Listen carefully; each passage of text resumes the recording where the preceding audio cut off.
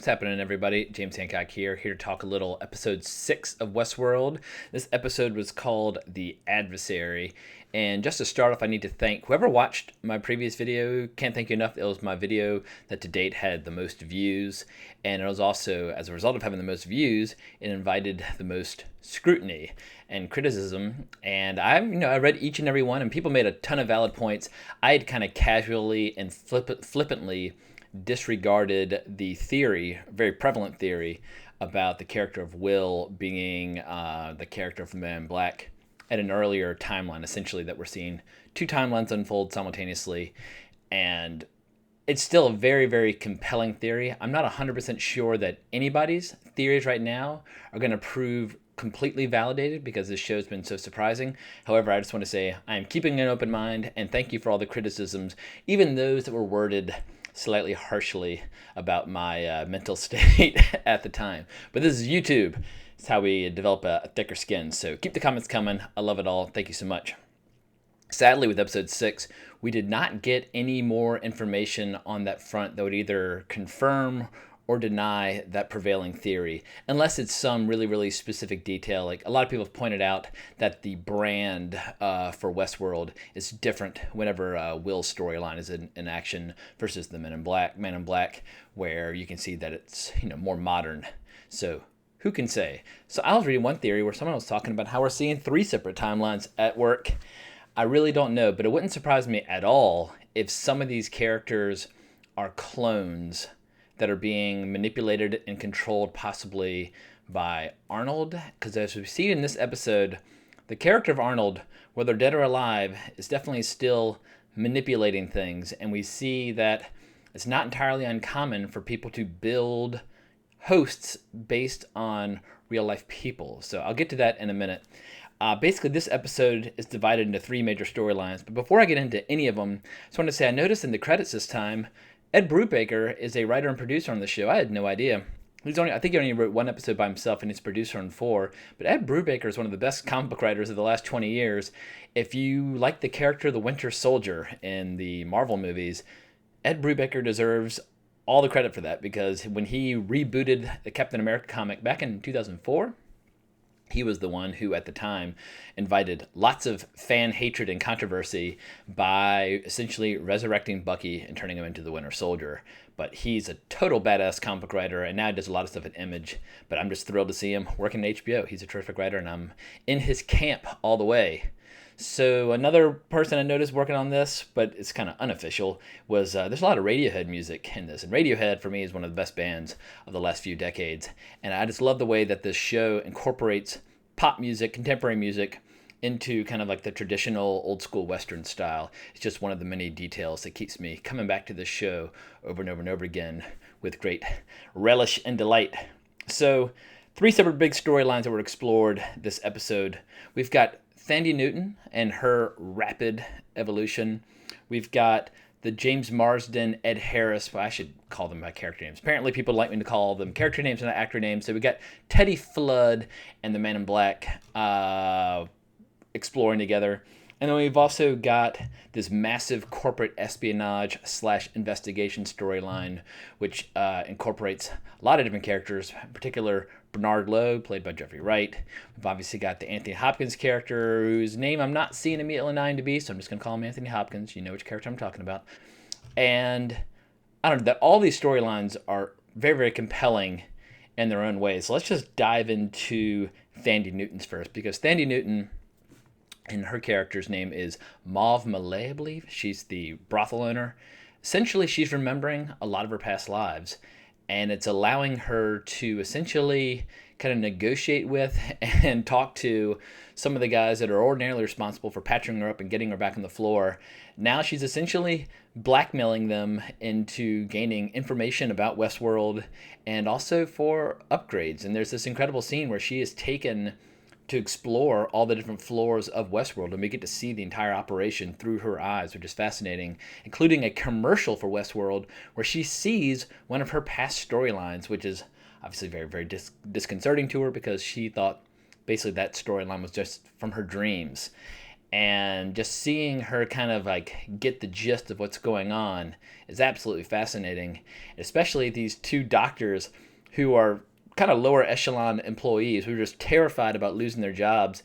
And Thandie Newton, it's clear that she's getting upgrades and instructions from Arnold, or whoever is calling himself Arnold, because when they go in and try to reduce her pain thresholds and reduce some other things that she doesn't want, and to raise her intellect and perception abilities, they see that somebody else is already tampering with her, because she would not be able to so quickly grasp what's going on or constantly keep waking herself up unless she was getting help from an outsider. So I have a feeling Thandie Newton, her character Maeve Millet, she might end up running Westworld before you know it, because she's obviously a very, very clever, smart, resourceful entrepreneur in the park.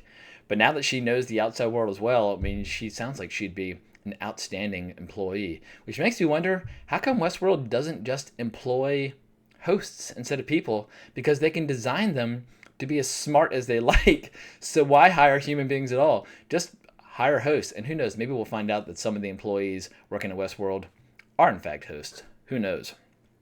But yeah, I'm just absolutely loving watching her storyline, and it takes us back to a lot of kind of Blade Runner territory, with really, really powerful, intelligent beings confronting their creator and wanting more out of their existence. And I mean, you could trace that even back to Dr. Frankenstein and his monster in Mary Shelley's novel from the 1800s. It's just always interesting watching those dynamics at work.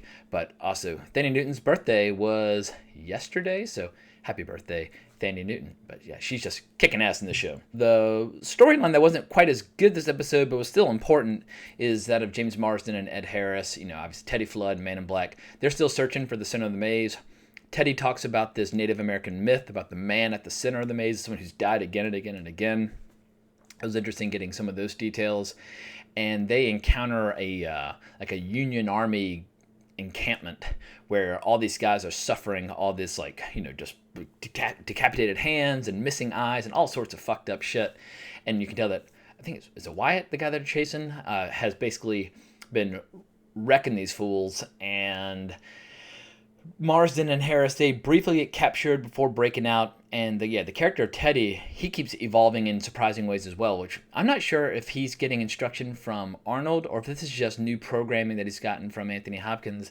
But he essentially, as he's about to be branded with a brand the shape of the maze, he breaks loose, starts tearing guys apart, blasts them with a Gatling gun. They just lay waste to the place. And it's just a delight to watch Man in Black kind of being surprised at how resourceful his buddy is. And it's fun seeing the Man in Black. I mean, obviously, it seems like more than anything, Man in Black just really wants to have real life stakes, a life or death struggle, like an actual challenge in the park. And now he's getting one. So yeah, he's getting what he's looking for. And the last major plot line of this episode was all the corporate espionage at Westworld. And it's getting real complicated real quickly, because you've got a lot of different factions that are either trying to solve various mysteries or who are trying to sabotage operations. And it basically begins with Jeffrey Wright's character, Bernard Lowe, going down to B82, a restricted floor that's no longer even in operation. He goes down to the guts of Westworld. And you can tell this is where the operation used to be for all the first generation hosts when they were a different kind of design. And I could have sworn, and I'd have to double back just to confirm, but as he walks in the background, you see Yul Brynner's Man in Black kind of like bad guy character from the original movie of Westworld. I mean, granted, it could be anyone with a black hat because you see him vaguely out of focus, but I'm pretty sure that was a little tip of the hat, if you will, to the original film by Michael Crichton. But Jeffrey Wright starts to investigate, and he realizes that there are a lot of hosts who aren't registered with their system that are being fed information, which is alarming. And he also starts to realize that it is his lady friend, a.k.a. Teresa Cullen, who is possibly kind of at odds with Westworld or attempting some sort of corporate maneuver, because you can tell whoever Teresa is working with or for does not like the long-term goals of Anthony Hopkins and where he's going, and how he keeps redesigning so much of the park and changing so many storylines. And so it's putting Bernard in a very, very difficult situation where he's loyal to his mentor, but he's also loyal to the woman that he's been sleeping with. So it's putting him in a very, very strange situation. And so he sends, I'm blanking on the actress's name, and I'm not seeing her immediately pop up on IMDb. Is it Shannon Woodward? Yep, Shannon Woodward, who plays kind of Jeffrey Wright's character's kind of like right-hand man or woman, whatever you want to call her, Elsie Hughes. She goes out and investigates and figures out that basically there's certain parts around the park where saboteurs are feeding information, and she confirms that it is Arnold, whether he's dead or alive. I mean, it's very much a mystery at this point, but she gets mysteriously attacked, but it cuts away from her. So we don't quite know who's on to her or who she's on to, but she's the one who alerts Bernard to the fact that Bernard's mistress is actually kind of potentially working with the saboteurs of the park. So yeah, it's all very, very fascinating stuff. But what's interesting is that Bernard, he discovers that there are still 47 first-generation hosts in operation throughout the park, and all of whom might be receiving instructions from this outside source, or from like additional code. And it's just really, really interesting to see what he might be programming to do, because as the character Elsie points out, that means they can lie to the guests. They can lie to their programmers. They can potentially hurt or kill human beings. So this is going to definitely throw a huge curveball into how the park interacts with both the people who are behind the scenes as well as the people who are engaging in the park. And we have this great scene where Bernard hangs out with his boss in this house, and this house is basically Anthony Hopkins' family when he was a boy, with some slight alterations. But Arnold, basically as a gift to his former partner, decided to build Anthony Hopkins' family as a boy. But Anthony Hopkins realizes something's dreadfully wrong when his childlike younger self murders his dog and then tries to lie to Anthony Hopkins about it. So I'm not quite sure what Anthony Hopkins is going to try to do about this, but clearly he's on to the fact that either his partner is still around or exerting his influence. Who knows? Maybe Arnold even built a friggin' host in his own likeness to carry out his will beyond his death. I mean, it's all very, very fascinating stuff. So I have a feeling that some of these twists and turns and revelations in the episodes to come might even be more interesting than the revelations about Will and the Man in Black. But who knows? Because as we saw in the teaser at the end of the episode, the next episode deals with Dolores and her storyline with Will, and I couldn't be more fired up to see how her storyline is going to evolve. So at any rate, hope you enjoyed this video. It was more of a recap than a review, but yeah, my review is I love it. Great show, great writing, great acting, wildly unpredictable. It's just so goddamn good. And we've only got 4 episodes left. And even if those episodes suck, it's still an amazing show because we've had 6 incredible episodes so far. Whether or not there'll be a season 2, who the hell knows? But that probably depends largely on how this season draws to a close. But in that this is HBO, I imagine they are giving Jonathan Nolan a gentle push into building a long-term viable show.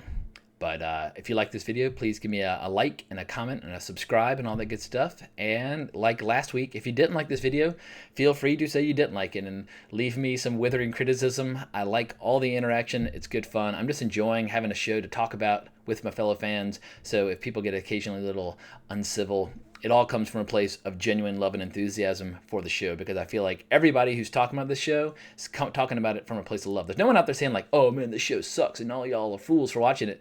Everybody loves it and has just contrasting views on why this show is so cool. So bring it on. At any rate, thank you so much for watching. Check out my podcast, Wrong Reel, on iTunes if you get the chance, or give me a shout on Twitter at Colbrex. Thank you so much for watching.